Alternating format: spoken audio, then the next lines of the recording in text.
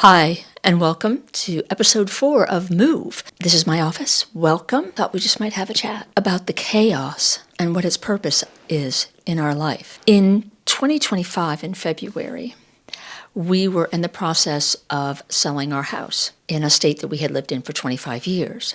In February of 2025, the United States had just opened a door to what felt chaotic and what we now know to be chaos.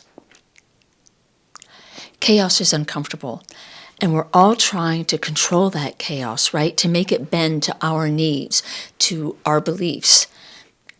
But the purpose of chaos, and chaos in your chart is symbolized by the planet Pluto. I mean, other planets can do it too, but let's just talk about Pluto and chaos. But the purpose of Pluto is to help us transform. Everyone has the same planets in their chart. We are all on equal playing ground here. No birth chart is better than another birth chart. But that birth chart does contain your purpose and your rules, your hidden unconscious rules, those beliefs that are now obsolete, that you have to change, that you have to transform. And that is how chaos is helpful in our charts. I call Pluto the plumber in the chart. Pluto is there, and it's way far out in the sky, right? You can't see it, so you don't know it's there necessarily.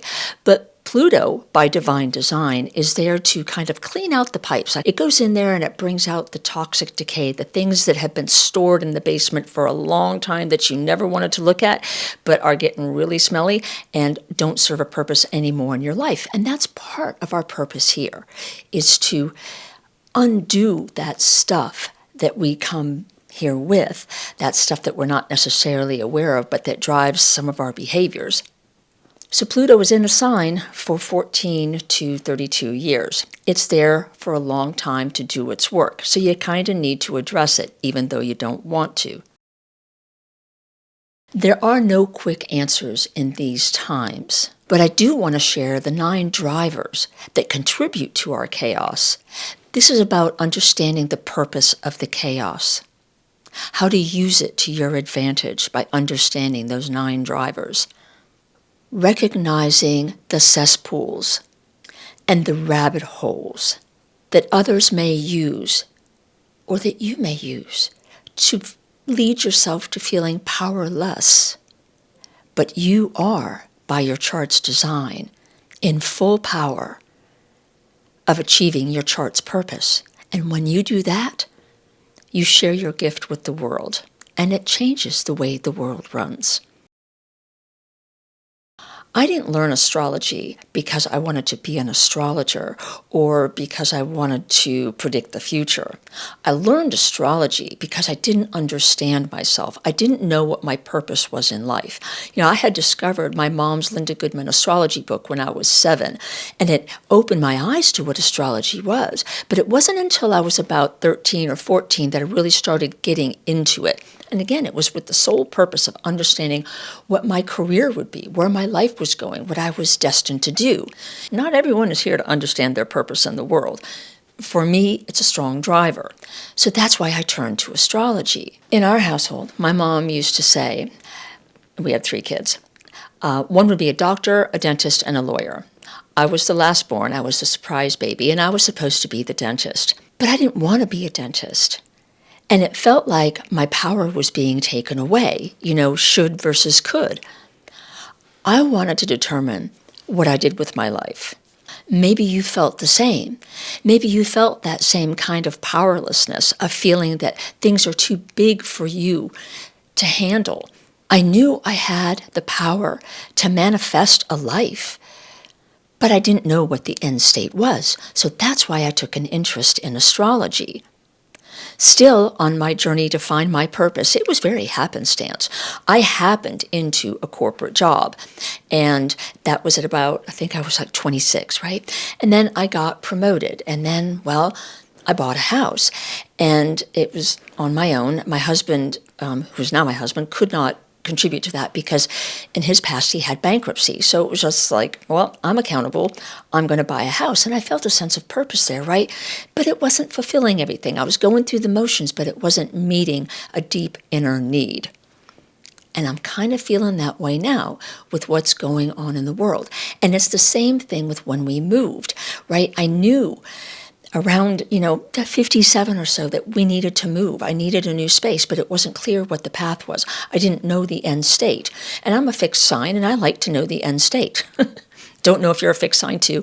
Leo, Scorpio, Aquarius, if you're that too, and Taurus, sorry.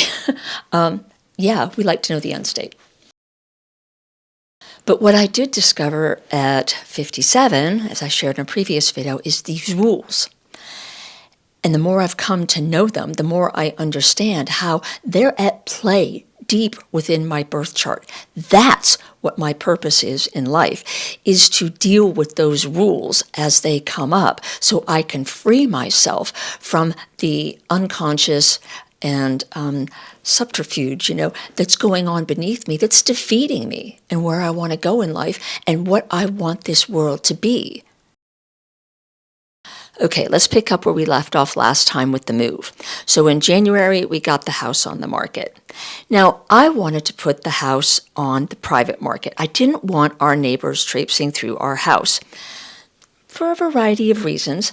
They weren't like unkind people, whatever, but we didn't know our neighbors. I was very private, and they probably thought I was absolutely nuts because, we had created like a Narnia in our yard, right? I used to feed all the animals. These were the type of people who shoot animals. Like if you have a deer walk through your backyard, they got a gun, they're going to shoot it, right? So I was the odd one out in the neighborhood.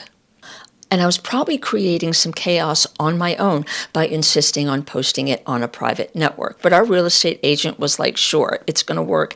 No problem. Your house will sell like that. At the same time, though, I'm panicking and checking Google every day because there are no new homes in the place that we're moving to. We're putting our house on the market. We have no place to go. Now, back in my mind, my rules, which I have shared a few of them related to this, is this idea that, life isn't a fairy tale. I'm expecting the worst to happen. So I'm out there trying to control it, right? By doing all this research and finding these homes that may not quite fit, but could do. So we put the house on the market, private network. First day, we're expecting a lot of responses. She gets 2. One is a remote view, and the other is local, a person that she knows. And she's like, this is very interesting. I would have been expecting more responses. Now, mind you, there's another house on the market down the street, and it had just sold like a couple of days before. And there's a new house that's coming on the market, similar to ours, a little bit bigger, a different lot, and it's coming on the market in 2 weeks with an open house. So the pressure's on there, right? But no responses. So our real estate agent, her name is Marla, absolutely fantastic. She goes out and she starts contacting people directly outside of this private network that Compass Realty has. And she's trying to drum up business and even people in her office. She's talking to people in her office, but no one, not everyone works in the office. They work at home and stuff. And, she's not getting a whole lot of leads. Again, odd, but we're watching the market and she's doing the best she can to get people into the house. Now, at the same time, I have my mom, and I'm trying to find a place for her to live because it's not like she needs my day-to-day care, but I am caring for her. So she needs to come with us because I can't be, 1,000 miles away. I'm looking for a place for her, and I find a condo, but I'm asking her for requirements and stuff like that. And I find this condo, and we're going to look at it. The real estate agents arrange a viewing, and so I bring her over to the house. We go through this condo online, which is totally a foreign concept to her, and she's looking at it, and it's on the first floor, which is what she wanted. It's in a community, which I felt was important to her. It's close to hospitals, close to everything that she needs to go to. I mean, everything's like within 2 miles, right? Even less. So it's getting her on board with a change. And I know it's hard to have a change like this. There was a Pluto aspect in my mom's chart, which we'll talk about as we go, because it's still there, and it was causing some chaos in her life. I mean, think about it. Here she is, 89 years old, and her daughter decides after 25 years they're going to move, and she's going to move too. Now, she's always been up for an adventure, but this was different. Now, at the same time, we have my daughter. There are no roommates to be found. She's working 3 jobs. There is no way, even working 3 jobs in this city that we lived in, that she can afford an apartment there. Variety of reasons for that I won't get into. But it's really expensive there now. And so she couldn't find a place to live. So we start talking about, well, could you live with your grandmother until, she moves up with us, and then maybe you can stay in that place and find some roommates. So my daughter and I start dreaming about, how she's going to redo the house, because it hadn't really been updated in a while. That wasn't kind of my mom's thing. She was more just into maintaining it, right? Totally cool. So we're doing all that. And she kind of says, okay, I left out an important part here. My daughter and my mom, both my daughters and my mom, aren't close. So moving in with my mom was a big step for my youngest daughter. And I hadn't mentioned it to my mom yet, but that was going to be our plan B, is that my daughter would move in with her for maybe, we thought, a month or so. But a few weeks later, when I mentioned this idea to my mom, that my daughter would come in and share, she was hesitant. She was like, okay, she can live here. We could do fine. But she had this dog that wanted to stay there. My daughter has 2 cats, and this dog marked a lot. And my daughter's like, I am not having that dog there, because it's not my mom's dog. It was this other family's dog that she hangs out with. My mom hangs out with this family. And they gave her this dog to be at her house, but it wasn't her dog. So the dog could go back to its other home. It had a home. And that became a bone of contention. No puns intended. Anyway, we were at this point where I was telling my mom, and she's like, I'm sharing that the long-term vision is that my daughter will move into this house and stay in this house and get renters in. And my mom's like, oh, she's going to ruin the place. She's going to have parties here. The neighbors aren't going to like it. And this was the start of some other Pluto stuff. An important thing to mention here, for fun, what my daughter does with her friends, they go to coffee shops, they do crossword puzzles, they share their books and what they're reading and stuff like this.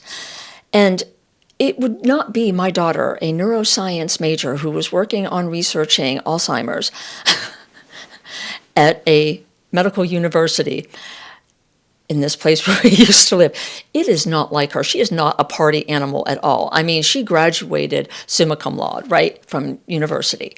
She's not your partying type. So that's just a sidebar thing. Kind of funny, though, that that's what my mom thought. But what I want to get back to is this idea that we had 3 different Pluto generations at work. Remember, Pluto is a very slow mover. It's in a sign from 14 years to like 32 years, depending on the sign. So when it touches your personal planets, even when it just gets into that sign, it's there to do some work. It's a plumber. It's going deep into those pipes, and it's going to be very thorough in cleaning them out. Your rules operate the same way. Pluto is very much a strong player in the hidden rules in your chart, the unique rules that are in your chart. And those unique rules align with your unique purpose here in being on Earth and the gifts that you bring by doing the work that your chart implies. So in this Pluto territory, it's important to know that Pluto is an opportunist. When it sees crisis, wherever it is in your chart and wherever it is in the transits, it will use that crisis to help you work on your rules, to bring those unconscious barriers that you have into achieving your purpose and your best life. It works hard to make those very visible to you, so it loves chaos. It wants to expose those power and control issues that you have, whether you're trying to seize it or whether you're giving it away. We are here not to be born and to stay a baby and to think the same way. No, we are here to change through oppositions of the poles, good, bad, me versus you, hands on the wheel versus hands off the wheel, logic versus emotion. That's what we're here to do is to transform through experiencing those oppositions and on the same path to finding our purpose. So we had 3 generations of Pluto, all in different elements. We had a Pluto in water, which is wrestling with emotional security. So power struggles there might look like manipulation. We have Pluto in earth. That's me, Pluto in Virgo generation. We are wrestling with security and having enough data and information and being able to assess things. What does Earth want? Control. And then we have Pluto in fire. Pluto in fire is looking at expressing that fire within, that drive, nothing getting in the way of that drive. What is it wrestling for, or what is it struggling with? What does it want control of? Itself and its self-expression. That's fire. All this is really simplified, but I just want to simplify it because, I don't know, sometimes when people talk about astrology, they just make it too difficult to understand. So Pluto is unplugging in all these different elements, the water, the earth, and the fire. Pluto is unplugging in those pipes the guilt, the shame, the resentment, the struggles for control, usually of others. Pluto wants control, but it's also struggling to let go. That's the difficulty of Pluto. That's kind of where we are in the United States, right? We realize we can no longer continue as we were, but we're having to let go of all those old structures. Now, that's a very kind of homogenized way of looking at it because there is just so much destruction right now on the human level. It's just kind of hard to stomach. But Pluto is also a fear of what will overpower you. It's an endless search for meaning and authority in your life. Everyone has the same planets in the chart. We all have those same drivers for us to work with and to manifest and to express in this lifetime. But the placements in your chart are the new path that the universe wants you to take to tell a different version of the story, to get rid of those obsolete things, to change those things that are obsolete into new tools that can be used for growth, not just of yourself, although that's your primary focus because that's your chart, but because everything you do affects someone else.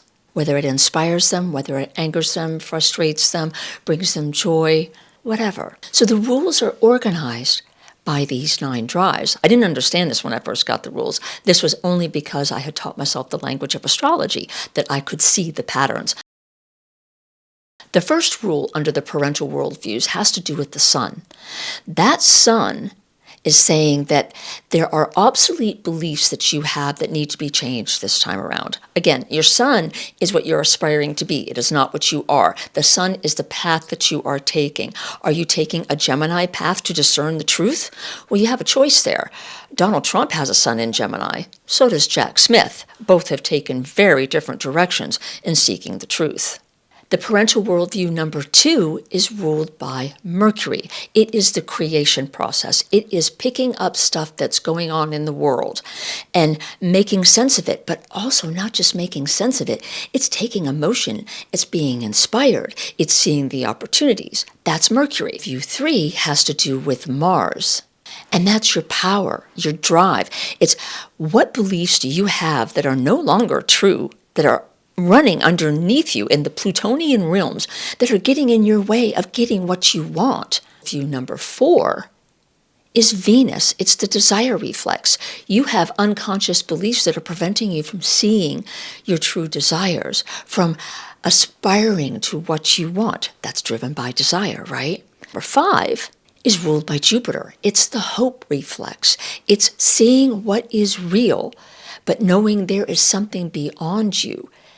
And we call it hope, that can reach out and test the realms of what is unseen. The 6th rule in that column has to do with your purpose in life, and that's Saturn. There's something there that you need to overcome, some belief that's keeping you from really embracing your purpose in life.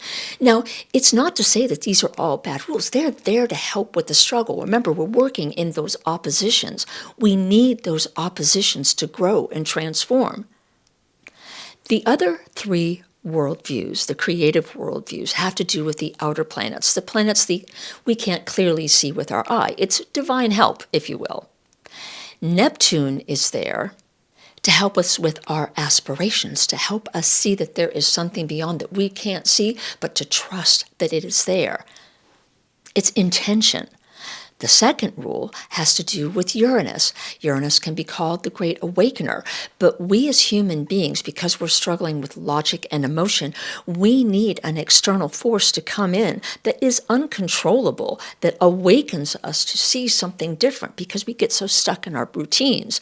That's the purpose of that second view. Mine is be nice, right? It helps me break through giving myself away versus doing what I need to do for my desires. That third creative worldview is where Pluto lies, in your will and in your ability and perspective on transforming. So that's the key. Those human drivers that we all experience, the drive for power, our desires, our hope, our ability to transform and to receive insight, to be awakened, we all have that. We are all equal on the wheel. Society might tell us that some people hold more power, but no. And I'm just going to say here now, I'm part of the 90%. I'm a privileged part of the 90% because of my skin color.